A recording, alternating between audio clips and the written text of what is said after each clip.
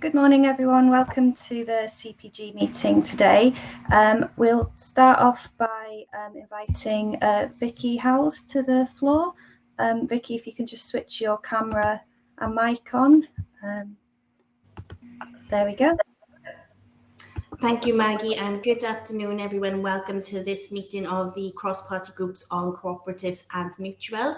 And we're going to be looking today at the cost of living crisis.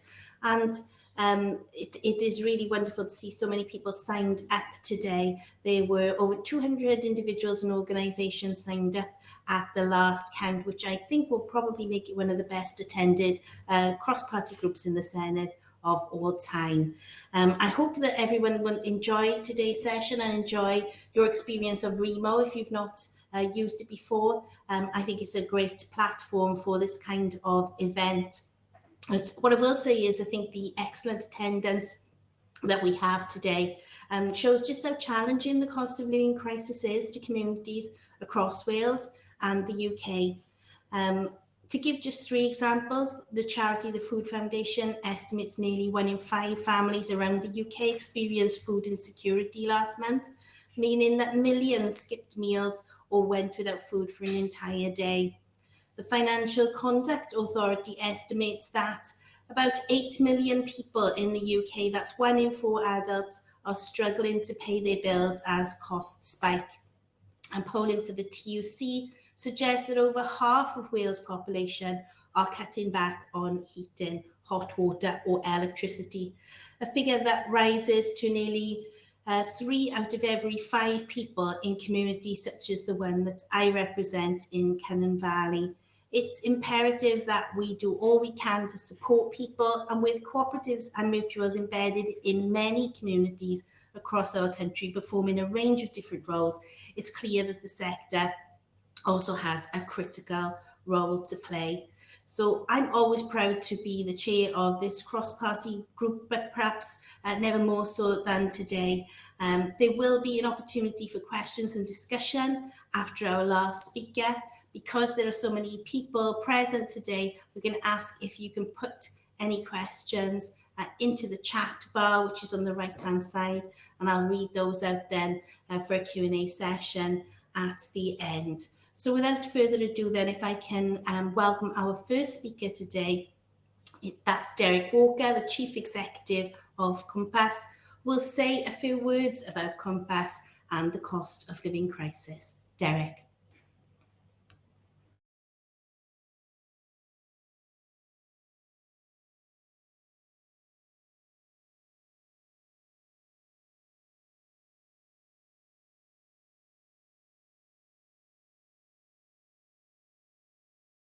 Given Derek the permissions to come onto the stage, so he should be able to, come on now. Diolch Vicky, diolch Maggie. Apologies, user error I'm afraid on my behalf in not getting on the stage. As Vicky said, delighted to have so many people join us for the cross-party group discussion today.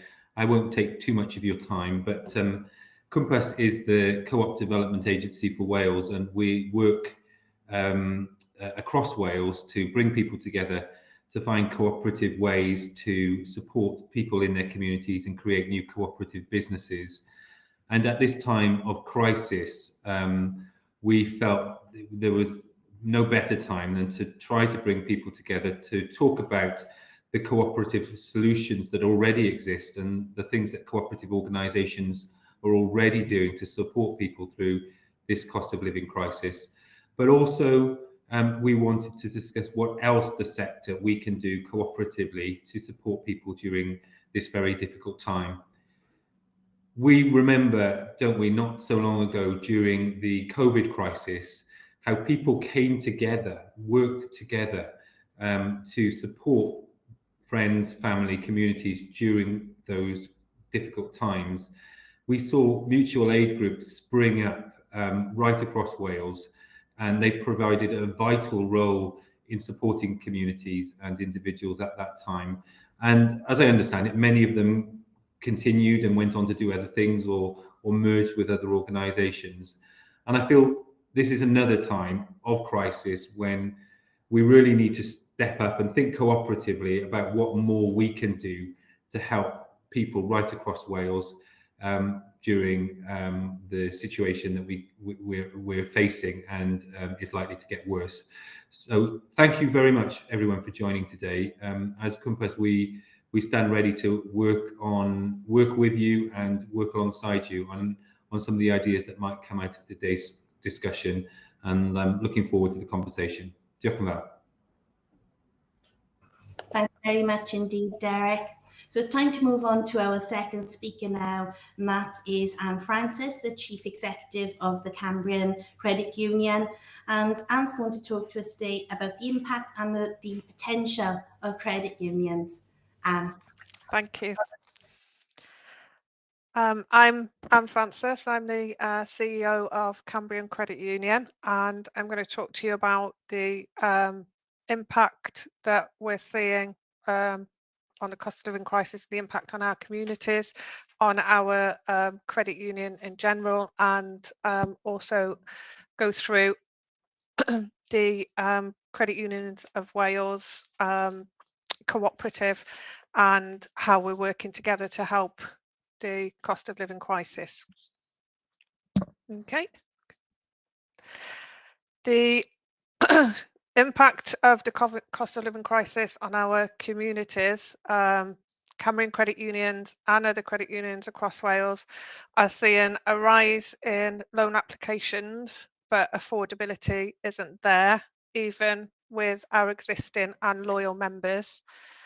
The rising cost of living is affecting new and existing members, and people have multiple streams of credit.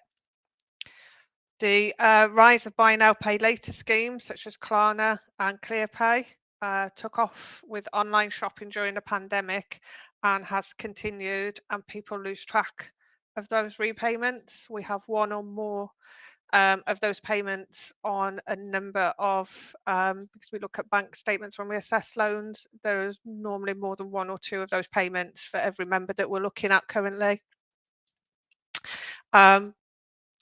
Welsh Government Loan Expansion Scheme, which was a great help because that helped us offer loans to more loans that we probably wouldn't offer because of the risk involved, but we're currently overcommitted due to the increase in small value loans and high risk loan applications.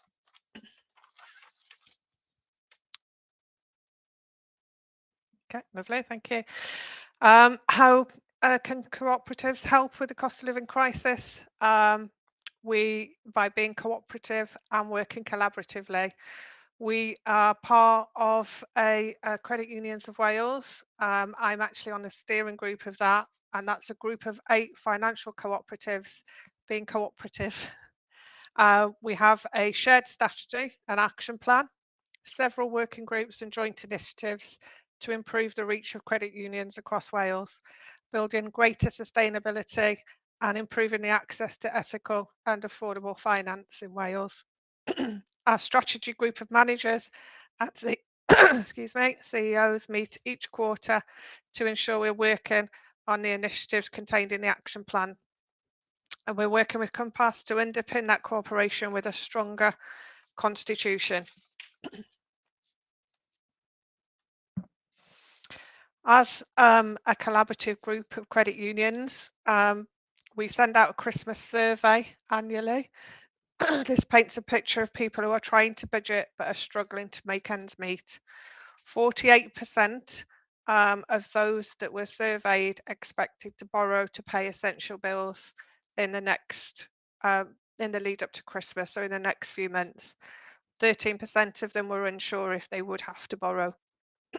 87.5% had set a budget for Christmas. That's an increase. When we did this every year, last year it was 56%. And 79% have saved towards Christmas. And again, last year that was 53%. So we're seeing a big increase in last year's. Despite budgeting and saving, 760 of our 780 respondents expect to have to borrow for Christmas, and 22% of those expect to turn to payday or doorstep lenders to help pay for Christmas. That's an increase from 7% last year, which is really worrying and really concerning. 30% expect to use credit or store cards to pay for Christmas, which again, an increase from 19% last year. What are Credit Unions of Wales doing in practice to help with the cost of living crisis? Credit Unions of Wales, credit unions share business information with each other on a confidential basis to develop a clearer picture of what our members are facing and develop initiatives that can help. This has led to the development of a number of schemes, which has helped us negotiate the COVID-19 pandemic, including an all-Wales small loans digital marketing project, which is guiding more people to credit unions across Wales. We set up a Money Works Wales with the support of Welsh Government, MAPS, TUC Cymru, and public and private sector employees across Wales, which is a single brand for credit union savings and loans through payroll. We set up a MoneyWorks Express Loans as a cost of living response to help people access small loans up to £500 quickly and affordably when they need a bit extra. We are setting up a MoneyWorks Wales prize draw to encourage members to join. We've got a dedicated digital marketing expert to drive interest in our loans. We also have working groups looking at IVAs, IT infrastructure and financial education for children, which are driving forward the actions in our strategy. We use that collaboration, shared knowledge and information to speak to stakeholders and create a clearer voice for Credit Unions of Wales and our members.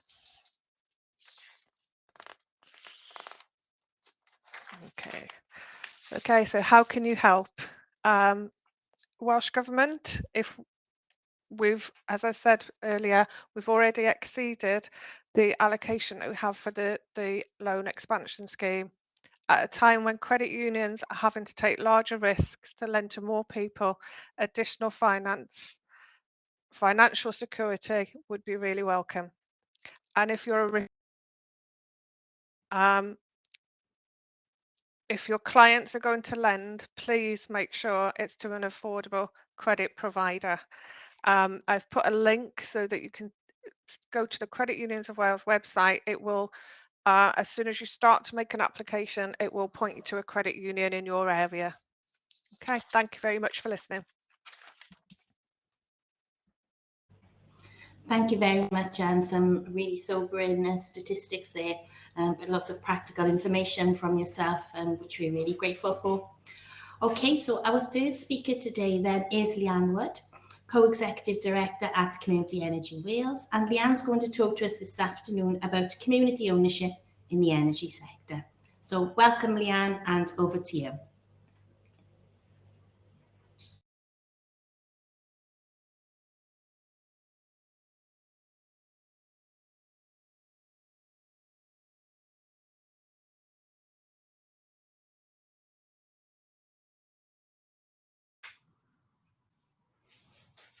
Diolch, Vicky. Diolch I Cwmpas am y gwahoddiad.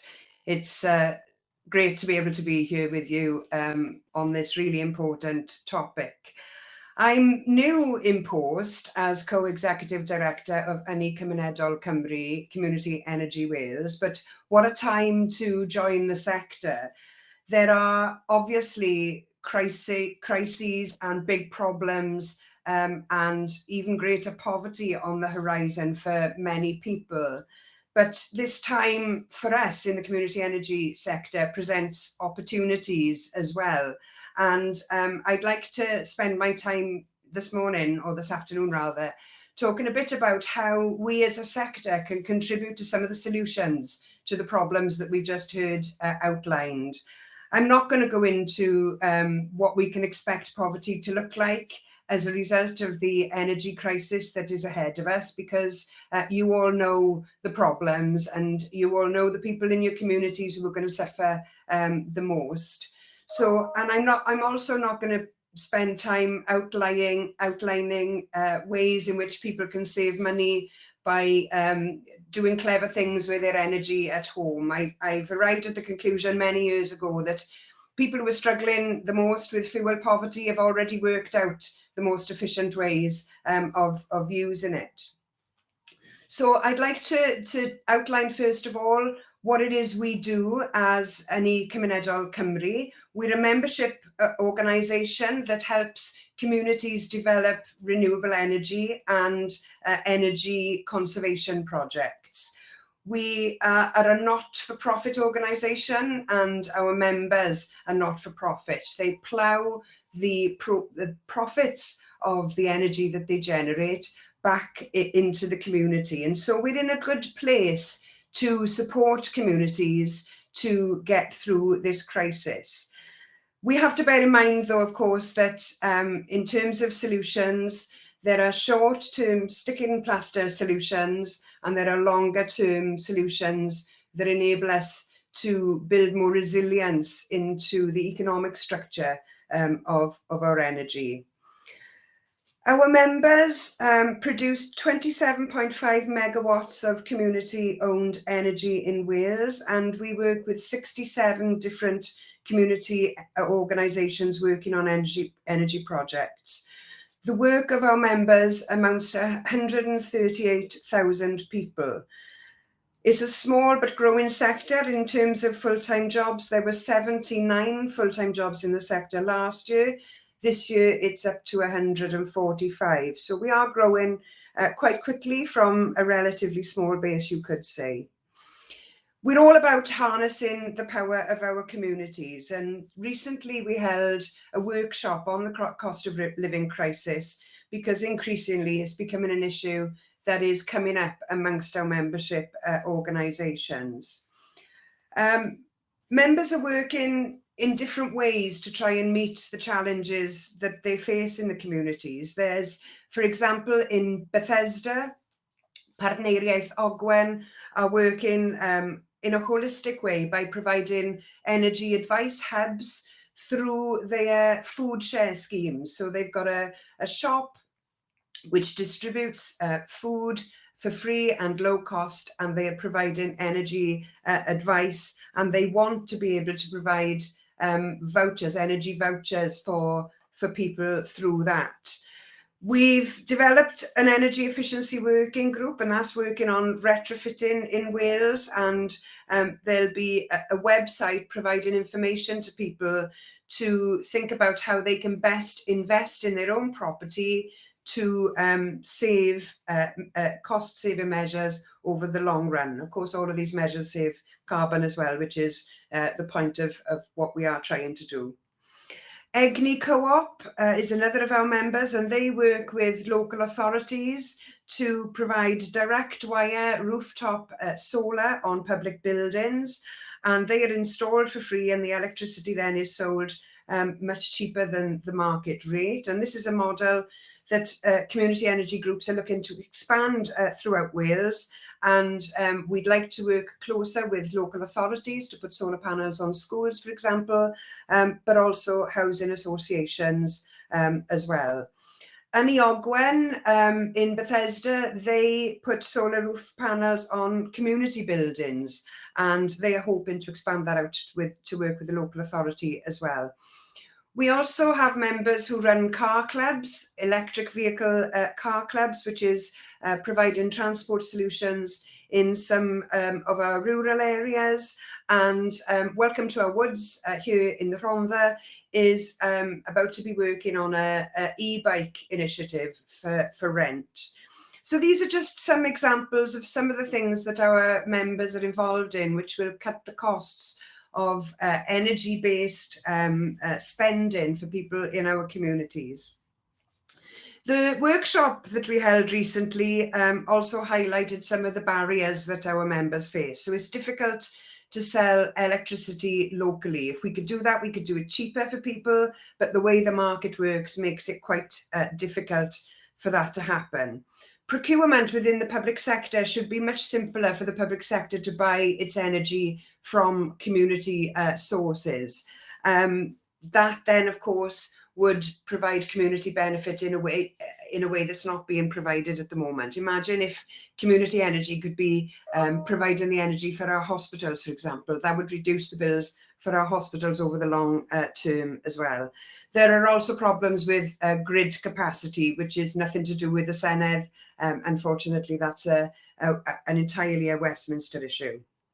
So what is it we can do as individuals on all of this agenda? Well, I've always believed, even when I was working in politics and the work I've done outside of politics, you get things done when you get more people involved. So getting more people involved in community energy and in the cooperative movement more widely is essential. People can join a local group. There are many that exist, 67 throughout Wales. If it doesn't exist, maybe think about setting up your own group. We also have a mailing list that people can join, and we can let you know about community share offers that come up, and also about different campaigning things that we might need you to write to your MP or write to your Senedd member to lobby for policy change. Over the longer term, to reduce energy costs, we need to change the way that the market works. It's ridiculous that it costs 9 times less to set up a new renewable energy installation than it does to set up a new gas installation. And we've got to be moving away from fossil fuels anyway. So planning and investing now in the infrastructure to go with that. District heating, alternative microgrids so that we don't have to rely on a grid that we can't have any control over would be good with uses of public attention and investment.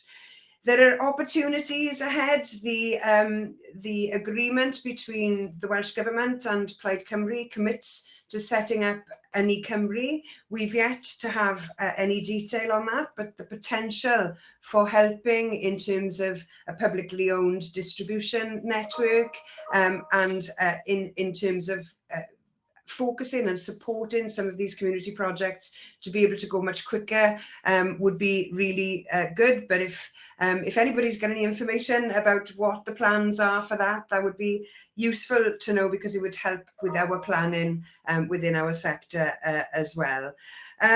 We should have been doing, of course, all of this stuff 20 years ago. But if the very best time to do this was 20 years ago, the second best time to do it is now. Diolch yn fawr. Thank you very much indeed, Leanne. A really interesting update on a very, very important sector. And I'm sure that lots of our guests will be aware of the update from the Minister for Climate Change yesterday about the Welsh Government's plans to establish a Welsh state developer. And of course, that's an important milestone on the journey to delivering our commitments to provide over 1 gigawatt of locally owned generation by 2030 with an additional 100 megawatt. Can I ask you on that? My understanding is that's not the same thing as any Cymru, but if you can clarify that, that would be helpful. Yeah, no problem. I will send over all the information I've got on that, and I can see there's some questions already in the Q&A bar on that for later as well, which will be great. Okay, so we've got one more speaker for this afternoon then, and that is Hannah Morris, the Business Advisor for Community Shares Wales Resilience Project.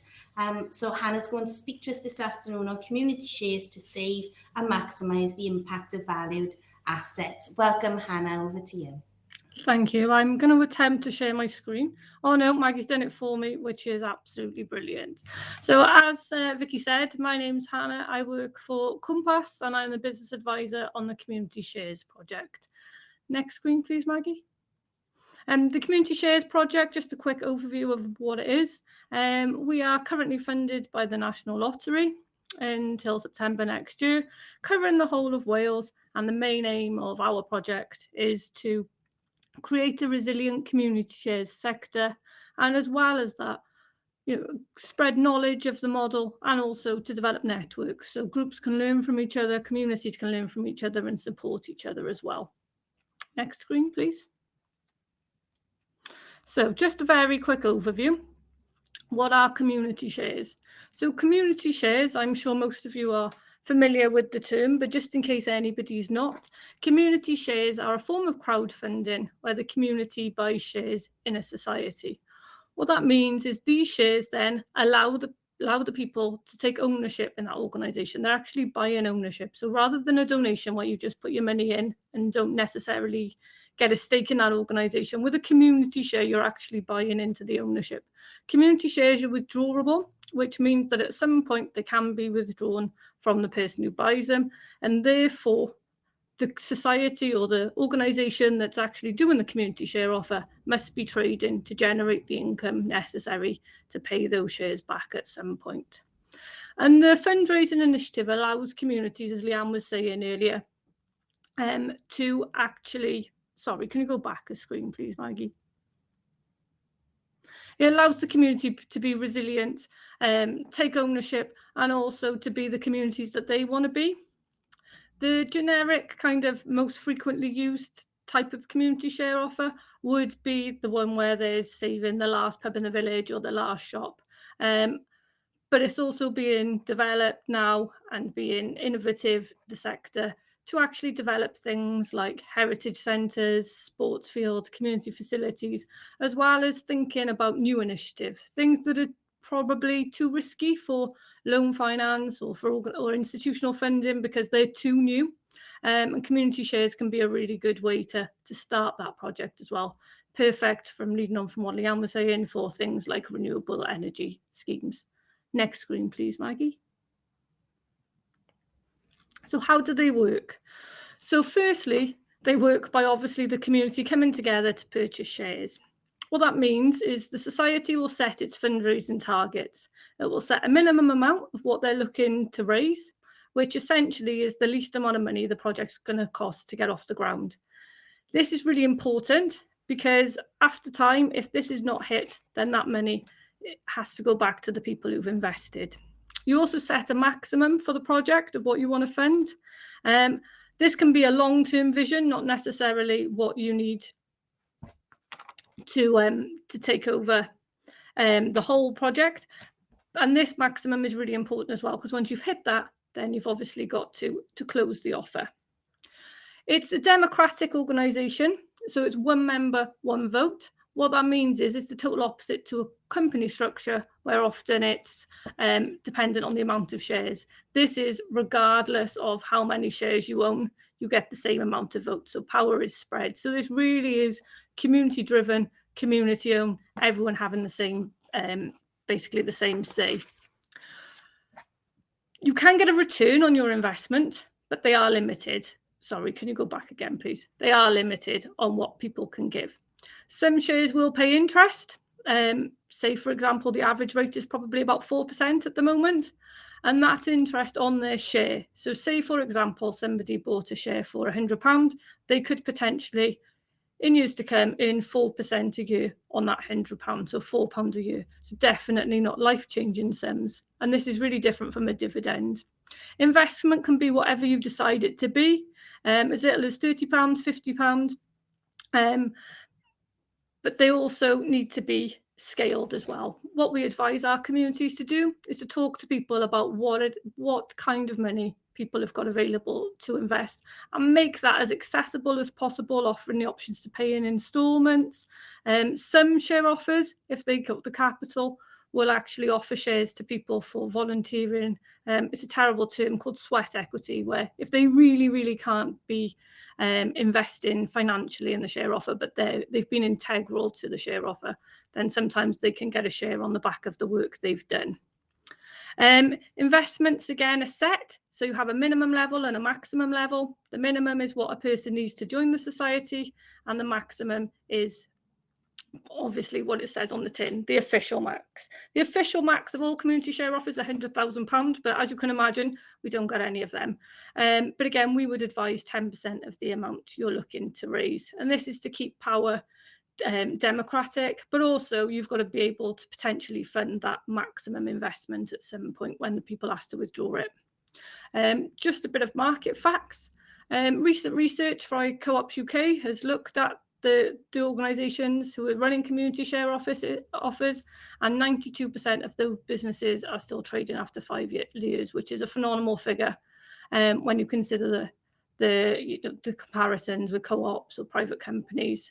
Really, really resilient model from harnessing the whole work of the community. Can we have the next slide, please, Maggie? So what I thought I'd do is I'd very quickly go through the pros of them, pros of community shares, and then obviously following on from that, we'll look at the cons. So one of the great pros of a community share offer is that you are able to raise funds relatively quickly. The use of relatively quickly is in there for a reason, but when you're looking at the likes of large grants, they can take a long time to put together, and a community share offer can be put together relatively quickly should the situation warrant it.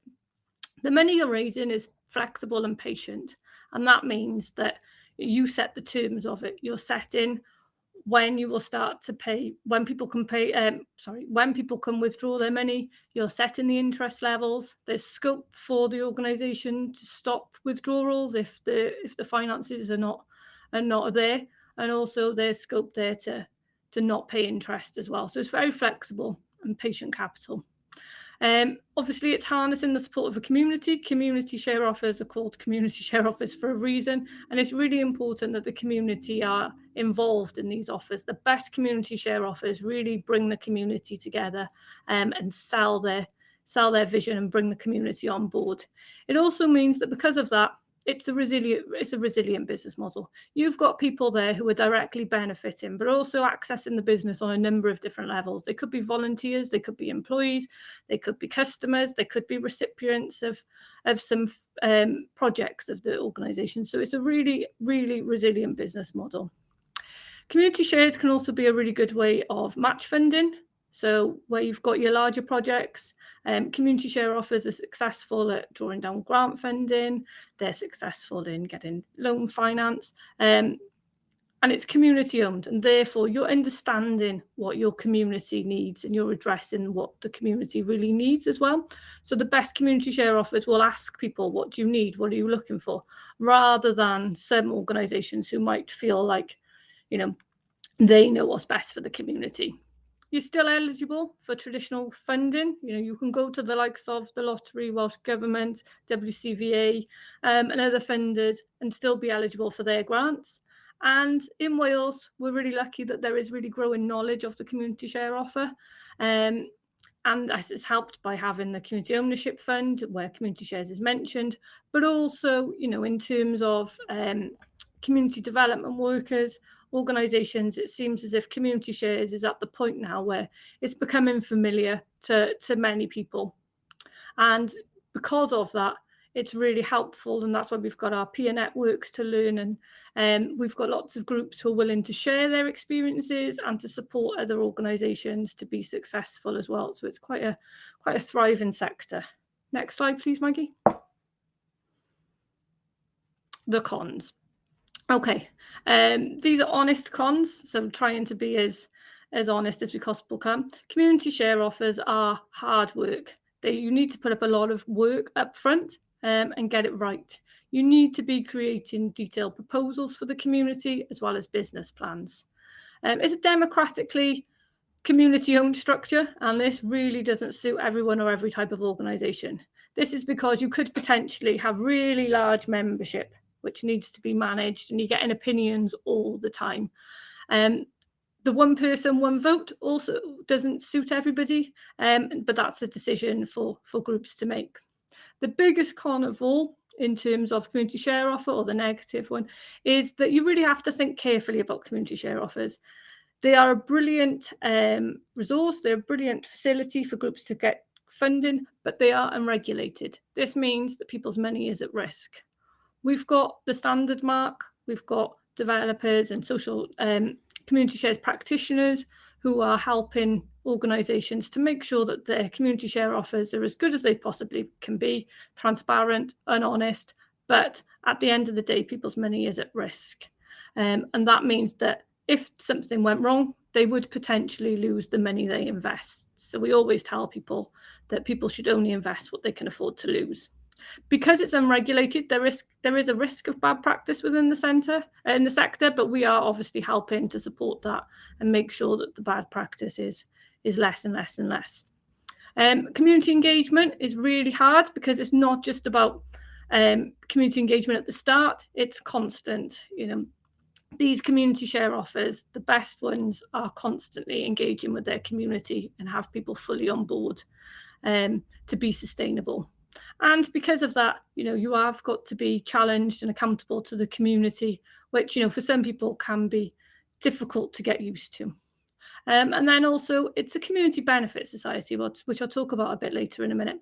But it's a lesser known structure. Sometimes some of the well-known funders or businesses do not really understand the structure, so that can sometimes cause a few issues. Next slide, please. Okay, so in order to carry out community share offer, you can't be any organisation. You need to have a particular legal structure, and this is the society model. There are different types of models within that. Is the community benefit society, where the society must obviously be directly benefiting the whole community, not just a few people, and you need to clearly demonstrate that. If the objects of your community benefit society are charitable, then there is the option to become a charitable community benefit society. And then there's the cooperative society, where you can potentially receive a dividend and a share of the profits. These societies are not registered with the Charity Commission. They're not registered with Companies House. They're actually registered with the Financial Conduct Authority, the FCA. And these are actually exempt from the Financial Services and Markets Act. And these are what enables communities to sell the shares to the public without the restrictions that would be applied to companies. Next slide, please. Okay, to run a community share offer, you need 4 components. The first one is what we talked about earlier, which is the community engagement. The second one, which we've just discussed, is establishing the legal structure.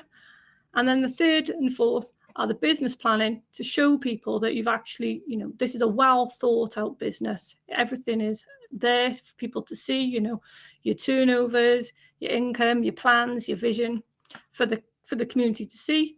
And then a share offer document, which is essentially your contract with the community, telling them everything they need to know about the share offer in terms of what it is you're going to do, how they invest, when they can take their money out, all those kinds of details. And it's really important that all 4 of those are done in order to undertake a community share offer. Next slide, please.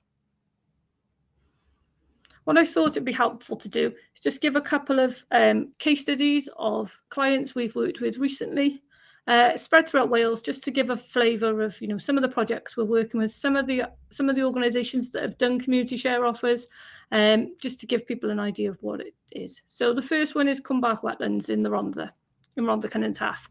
So this share offer is currently open. They launched it in September, and this project came about just from people during COVID walking around Cwmbach and getting really attached to a piece of land, the wetlands. It was during the days where we were only allowed out once a day for a walk, so it became really integral to people's day, and it became to mean a lot to them. So the group came together during COVID and decided that they were going to have a look at who owned the land and how could they secure this land for future generations. So they've been working with the owner, who lives in Reading, to work out how they could take over this land.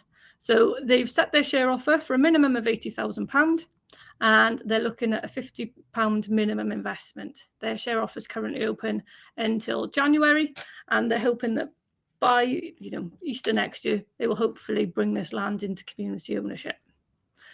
Next slide, please.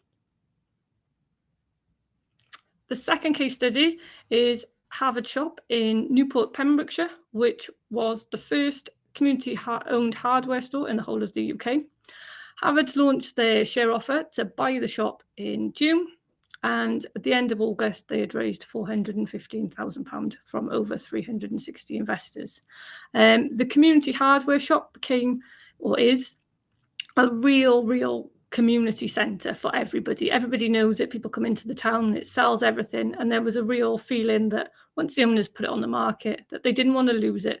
They didn't want it to be developed into holiday accommodation. They didn't want another cafe. They actually wanted Harvards to stay at Harvards. So the community came together and phenomenally raised £415,000 in 2 months, which was outstanding. They also got awarded the standard mark which meant that with such a large amount of money needed, that they were keen to show the community that they were open, honest, transparent. Next slide, please. Okay, case study 3 is Mentor Tîn Llan in Llandwrog in Gwynedd, and their share offer was launched, and they raised a phenomenal amount of money to keep their pub as a pub. They've got now about 1,000 members as part of their organisation, which is definitely something to manage. But the pub was the last real asset in the village, and they've designed the pub and they've made the pub a real community asset. It does much more than a pub now. It does everything from Welsh classes to walking groups. It does, excuse me, historical society meets there. I think the council use it for lots of things. It's a polling station. It really is almost, you know, a community centre that also is a pub. A brilliant, brilliant facility there. Next slide, please. And case study 4, something a little bit different. This is Etigwydd in Denbigh.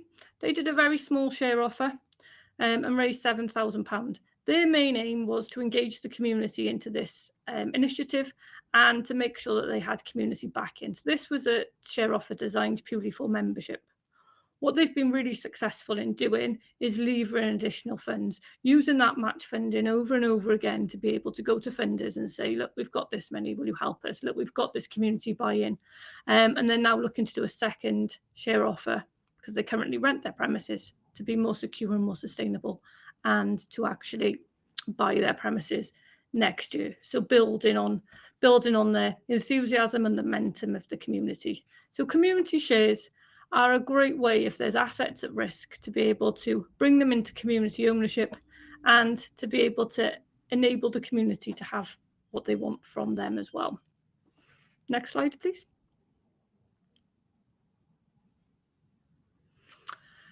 As I said earlier, community shares can be really good as match funding. Recent research we've done is that every £1 our clients have invested in community shares, they've been able to lever in an additional 50p. So basically, at the moment, it's 50% of every community share is able to be gained through grants, enabling people to expand projects, do bigger projects, to be able to buy the pub but then renovate it, which is really, really great. We found that we have a really high membership in Wales of our societies, and that's largely because people generally invest lower amounts in community share offers, which is fine. Just the maths means that you get a large membership.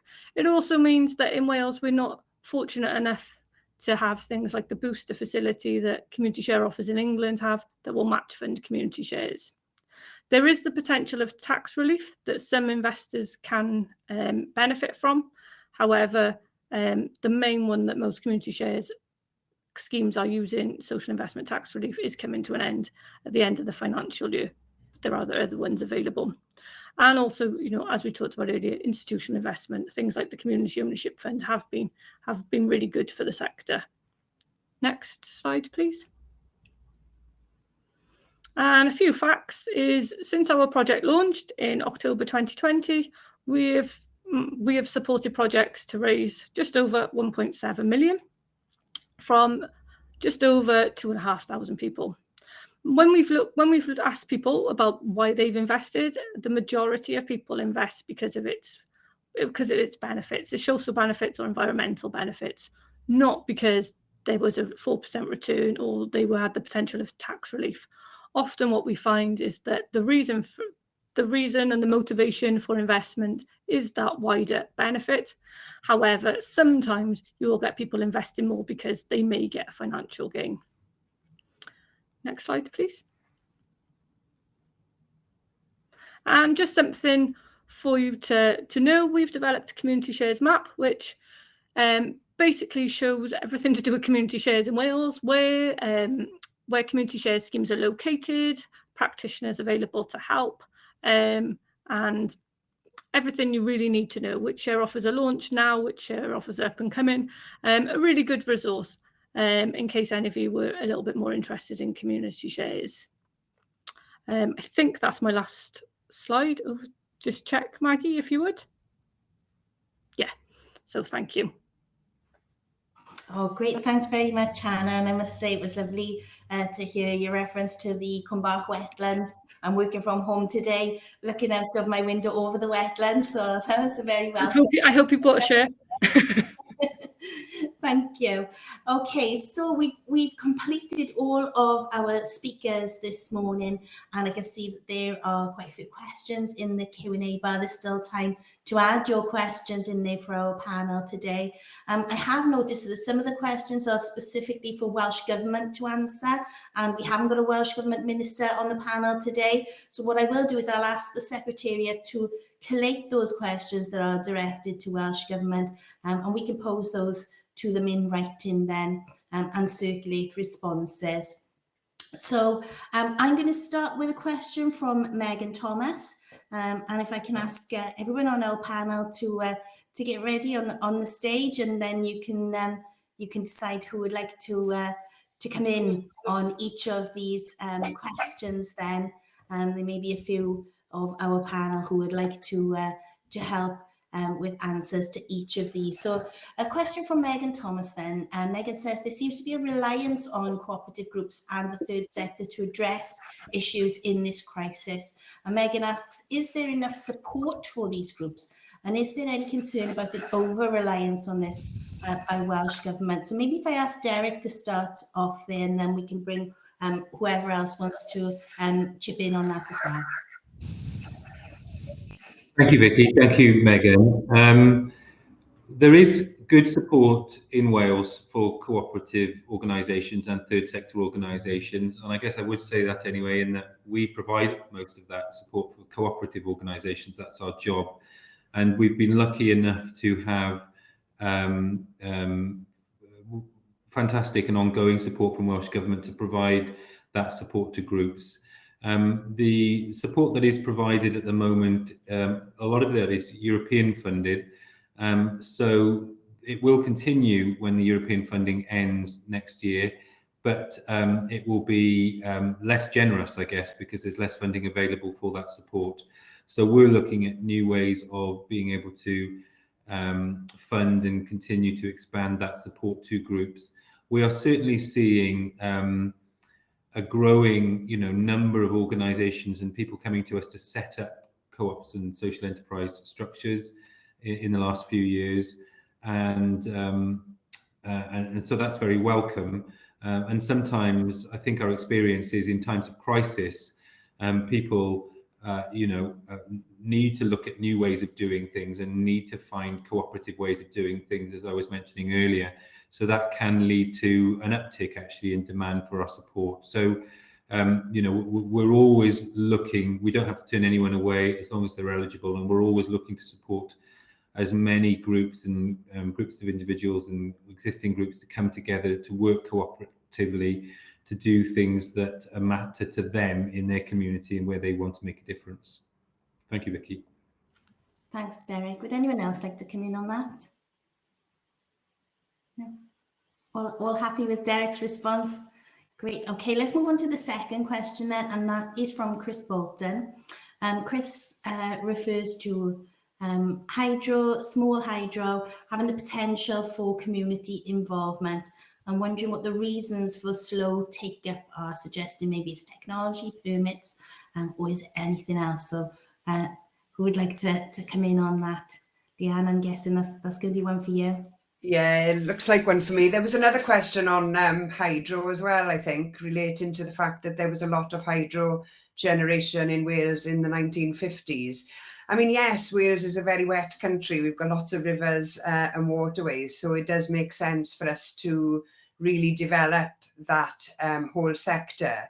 A few years ago, well, around 10 years ago, when the feed-in tariff was a thing, the Westminster government introduced a mechanism for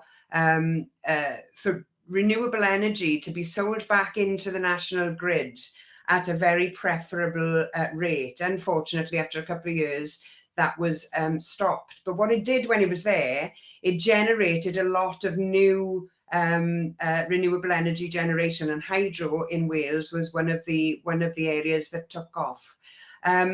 We've got two hydro power units here in the Rhondda, one with Welcome to Our Woods in Treherbert, one in Clydach. Those are the two I'm very familiar with. I mentioned Aniogwen earlier on. They're a hydro scheme, and there are others throughout the country. There are some hydro schemes that have are just printing money for various companies without there being any benefit to the local community that they sit right next to. And that's the question for me, is how can we make sure that when energy is generated in communities, that communities get the direct benefit back. There are problems, as I alluded to earlier, with connections to the grid as well. But hopefully, if we can take an alternative approach to the distribution of energy, then that is something that could be overcome, and we could see a massive expansion in terms of hydro. So what I would say is, if you're interested in this area and you want to develop a project, don't give up. It's not easy. It will take time. There's lots of barriers to get over. But we have lots of members who've already got over those barriers. So we can put you in touch with other people who've done this. And the whole purpose of what we do is to make sure that people can learn from each other in a cooperative rather than a competitive way. Oh, thanks, Leanne. Really good advice there. Does anyone else want to come in on that before we move on to the next question? No? Everyone happy? Fantastic. Okay, so just scrolling down, and all the questions are in order of the number of votes for them, and trying to avoid ones which are directly for Welsh Government. There's a question here from Bethan Syed. Welcome, Bethan. She wants to know how the sector plans to engage with any new company set up by Welsh Government, as announced yesterday, to invest in more renewables. So this looks like another one for yourself, Leanne. Diolch. Hello, Bethan. Nice to see you again, or even though I can't actually see you. Thanks for the question. Now, there's some confusion over this, and it would be great if anybody's on this call who can give some clarity. My understanding is that what was announced yesterday was a renewable energy development company that is going to be wholly owned by Welsh Government, with a view to them developing mainly wind turbines on Welsh Government forestry land. That's a different thing to what is pledged in the cooperation agreement between the Welsh Government and Plaid Cymru, which is the setting up of Ynni Cymru to develop community renewable energy. So I'm not clear how the two organisations will fit together or work together.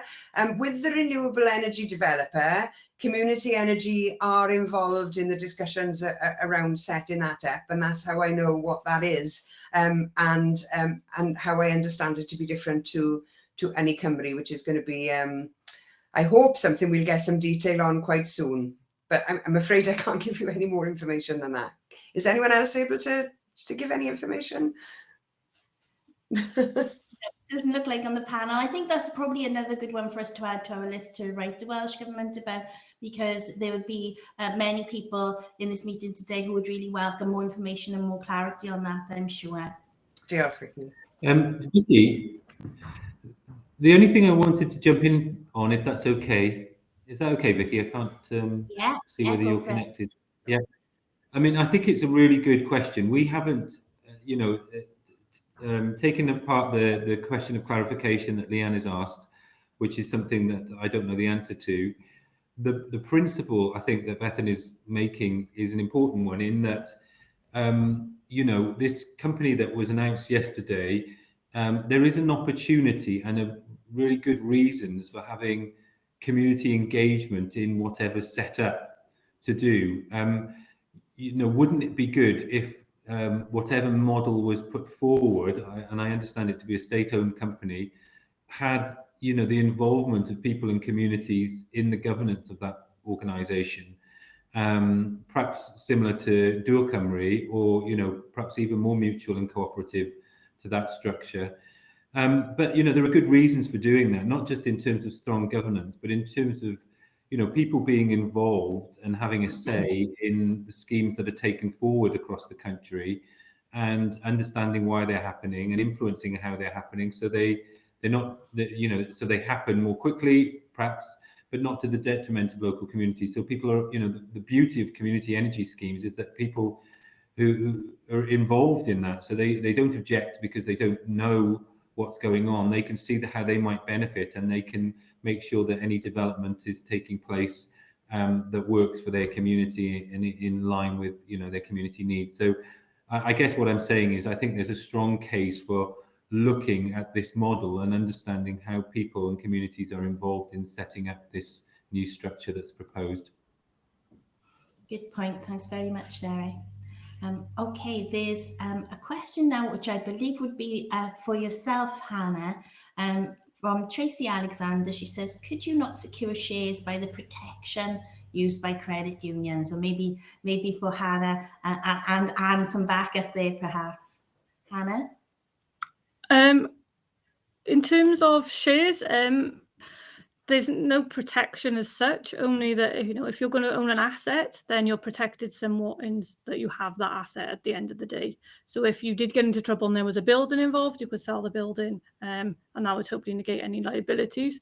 Credit unions, if they wanted to, could purchase shares, and obviously you could go to the credit union to have your bank account with them. You go to the credit union to take out loans. So there's quite a lot of scope to use credit unions as part of community shares, but as they're unregulated, they are at risk. There's not really any protection there for anybody as such. Anne, do you have anything to add? Yeah, I think we would lend to individuals, not necessarily a group of people that were wanting to do a project, but we could definitely lend to an individual that wanted to purchase shares in a particular project. So yeah, and I'm more than happy to talk to Hannah how we kind of facilitate some kind of joint working going forward. Great, thanks very much both.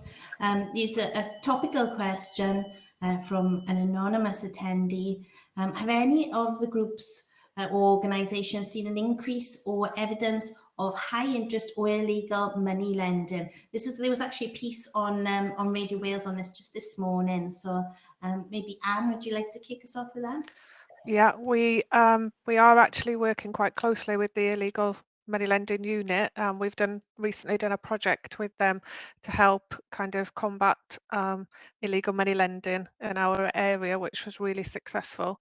There is evidence that they are on the increase, particularly in North Wales. I'm sure that's the same in South Wales, and I think the current brings a bigger opening for that kind of activity to increase as well, because people are vulnerable. So the answer to the question is yes, we have evidence. Yes, we do report it, and yes, it is a real issue and a real problem at the moment. Thanks, Anne. Anyone else want to come in on that? It seems like a question mainly for Anne, but open to all of you if anyone else wants to comment. No, okay. Just been busy scrolling through the questions. There really are a lot that would be best directed to Welsh Government. So apologies if I haven't read your question out. That would be the reason why. So I've got a question now again for you, Leanne. And this is from Teresa Parcell. Another option for renewable energies could be geothermal. This has been massively reduced in cost by the last 10 to 15 years. This is a great resource that is overlooked. So I'll pass that comment to you, Leanne. Thanks, and I'll say hello to Teresa as well. I know Teresa. Nice to meet you again. Yeah, I mean, there are a range of renewable technologies that people can adopt for either their home or for their community building or public building, and geothermal is in the mix of all of that. One of the pieces of work that we are looking at the moment is community heating solutions. So looking at where there are some examples, mainly in England and Scotland, there aren't any in Wales at the moment, where heat, usually in the form of hot water, is pumped through pipes into people's homes, and a mixture of that with geothermal can produce a community heating solution that is a lot cheaper than heating through gas. So that's something that we're working on at the moment. But I think probably most people will find the optimal use through a number of different technologies. You know, you might have a solar panel on your roof, you might have some geothermal, you might have a wind turbine in your garden, depending on the size of your property. But in order to cover all of your supply, it's often that one technology may be insufficient, but you'd need to have some sort of audit on your property to work out what the best solution would be for you. But yeah, geothermal is definitely in there with a mix of things. Thanks, Leanne. Just check if anyone else wants to come in on that. No. I think I've picked up all the questions which would be for our panel to answer. I just wonder if there's any other comments that the panel want to make on any of the issues that have been raised, or any closing comments from anyone. Maybe Derek, if we go to you first. Yeah, thank you, Vicky, and yeah, thank you for letting me to come in. I guess there was 2 points I would make at the end. I guess one of the points in relation to the community shares presentation is, you know, you might be thinking, well, with the cost of living crisis, perhaps people don't have the money to put into community share schemes in the way that they have done previously, and that might well be the case, and we'll have to see how things work out.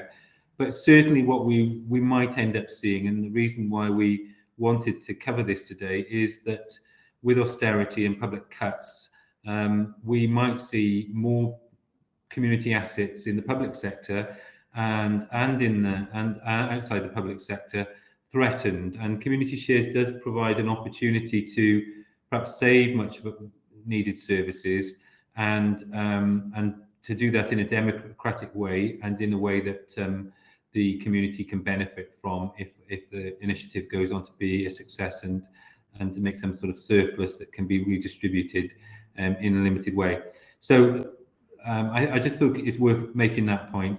The other thing that I wanted to say, and perhaps touched on at the beginning, is, you know, we're really keen, we won't have time to discuss these things today, but we're really keen to explore other kind of cooperative type ideas that can be taken forward to address the growing need that we're going to be facing. So we've heard about how current services and cooperative initiatives can be adapted and are already doing things to support people during the crisis.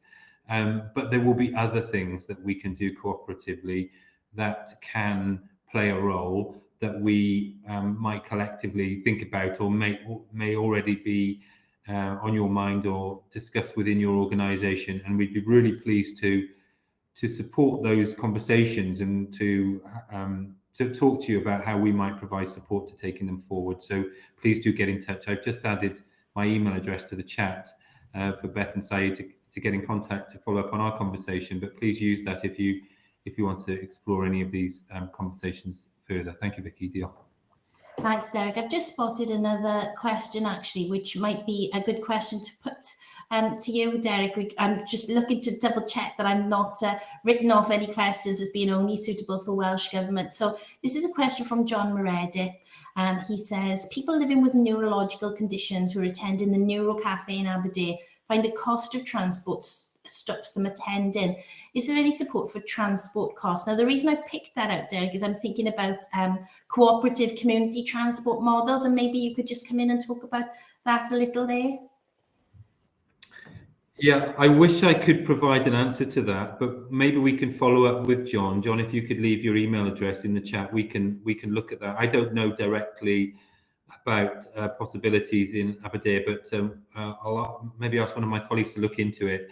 I mean, the CVC would be a good place to start, which I think is Interlink in Aberdeen, and also the WCVA might have grants available. But also, like you say, Vicky, community transport associations may be able to help as well, and we can put you in touch with those organisations if you don't know them already. So yeah, please drop me a line, John, and we'll follow up. Great, thank you. And on a similar vein, I just wonder whether there could be any advice for Catherine Hughes. She says, Merthyr Tydfil Swimming Club, we are concerned that the cost of family budgets will inevitably reduce attendance. What grants could be available to the club to enable us to assist? I think it's the same answer. I don't know specifically with regard to Merthyr and for people to go swimming, but I'm sure there will, these things are being looked at and provided through local authorities and Welsh Government. And if you get in touch, Catherine, we'll try and signpost you to the best place. Oh, thanks very much. I mean, it's just so clear, isn't it, from all our attendees and even with the questions that we'll pose to Welsh Government now, how much need there is and how much all of those present at today's meeting really want to reach out to support their communities through the cost of living crisis. So I thank everyone on our panel for attending this afternoon. It's been a really useful and diverse session. So thank you all very much for giving of your time. And it would be great to see lots of attendees at our next meeting after Christmas. We'll be circulating details of the topic, date and time in due course. And with the cost of living crisis being something that only seems to be embedding itself further, I'm sure that this is a topic that this cross-party group will return to in the future. So there's still 15 minutes left of the session, really good opportunity for people to stay online, to network and to ask questions to other attendees who may be able to help you with your individual queries. So thank you all very much indeed for attending this meeting, and I look forward to seeing you next time. Thank you.